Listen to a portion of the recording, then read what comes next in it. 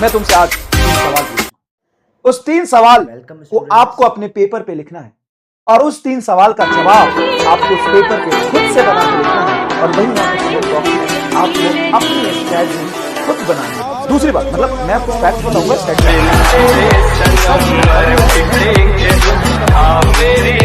तीसरी बात हमने पढ़ लिया सर, रिवीजन भी हो गया है, क्वेश्चन प्रैक्टिस नहीं हुआ। चौथी बात कि सर रिवीजन भी हो गया है, क्वेश्चन प्रैक्टिस भी हो गया, टेस्ट नहीं दिया है।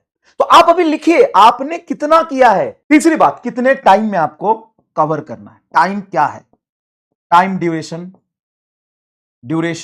आपके पास कितना है, आपके पास कितना है। अब आपको इन तीनों ही सवाल का जवाब आपको लिखना है और स्ट्रेटजी खुद बनाना है। हर चीज दुनिया में एब्सोल्यूट नहीं होता, हर चीज रिलेटिव होता है, फ्रेम ऑफ रेफरेंस पे डिपेंड करता है कि कौन कहां से चीजों को देख रहा है। तो हम पहली स्ट्रेटजी आज ऐसे ही बनाने वाले हैं जो फ्रेम ऑफ रेफरेंस पे डिपेंड करता है। सबसे पहले 3 चीज लिख लीजिए कि आप कहां पर है, आपको कहां पहुंचना है और आपके पास कितना समय है। ठीक है, तो सबसे पहले मैं नीट की रिक्वायरमेंट के बारे में बात करूं तो नीट का किंग है biology. Bio is king, yes, bio is king. Bio में 360 नंबर मिलने वाले हैं। बुरा लगे भला लगे तुमको जैसा लगे, लेकिन यही है गेम।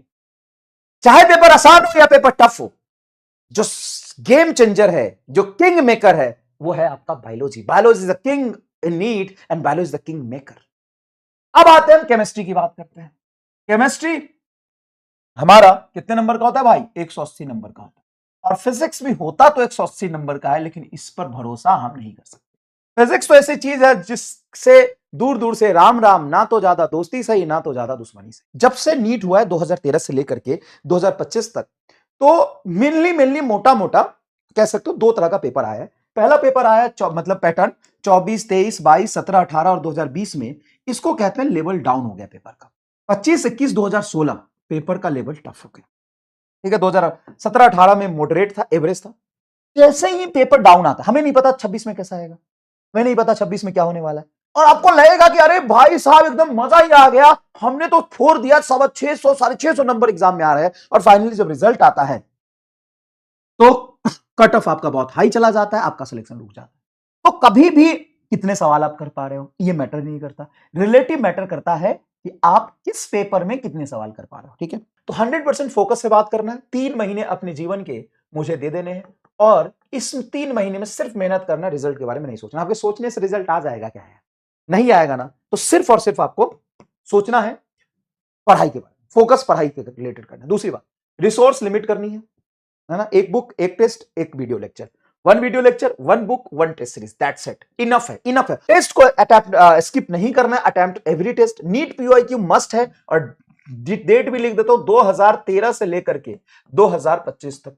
उसके बाद जेई मेन पीओआईक्यू सेलेक्टेड सारे ईयर के करने जरूरी नहीं है, आप 2023 से लेकर के 2025 तक कर लीजिए। आपको भले ही बहुत कुछ आता हो, बहुत बहुत बहुत, आप पीएचडी हो उस चीज पर, सॉरी पीएचडी हो उस चीज पर, लेकिन वो सबसे ज्यादा इंपॉर्टेंट है। तो आपको करना पड़ेगा ग्राफ। कौन से फिजिक्स के चैप्टर में, कौन से टॉपिक में ग्राफ नहीं बनता है?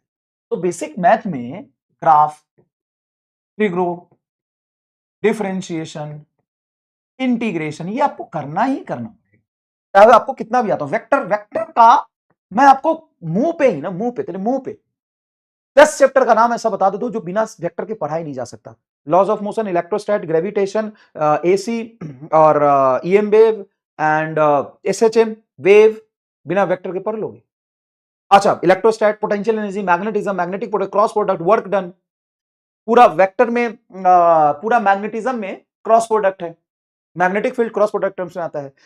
मैग्नेटिक फोर्स F बराबर F बराबर Q V क्रॉस B, बिल B I L cross B, torque R cross F, कितना cross product, dot product, work energy, work dot product में, potential energy P dot E dot product में। तो इसमें PhD करना पड़ेगा आपको।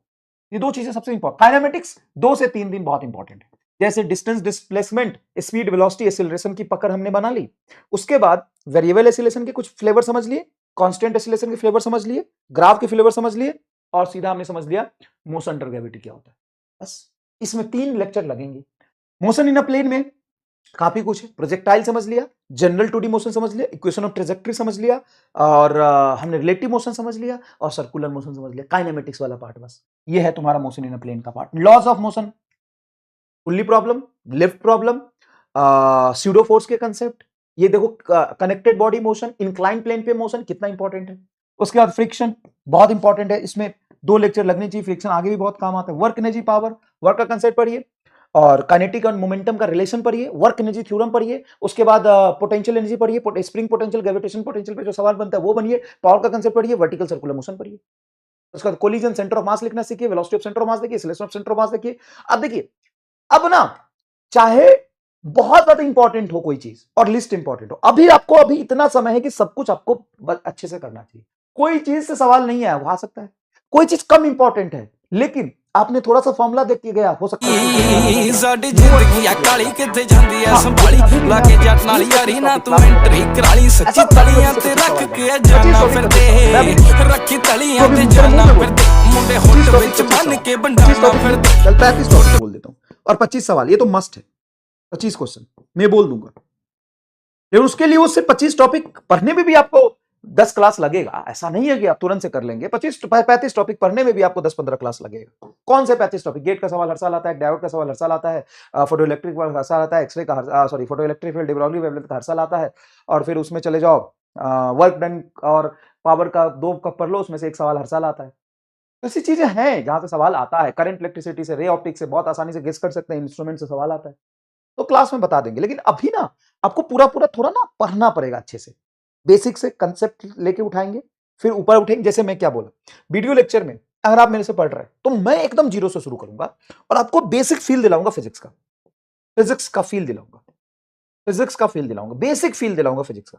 उसके बाद मैं आपको थ्योरी जो पढ़ा रहा उस पर क्वेश्चन फ्रेमिंग सिखाऊंगा।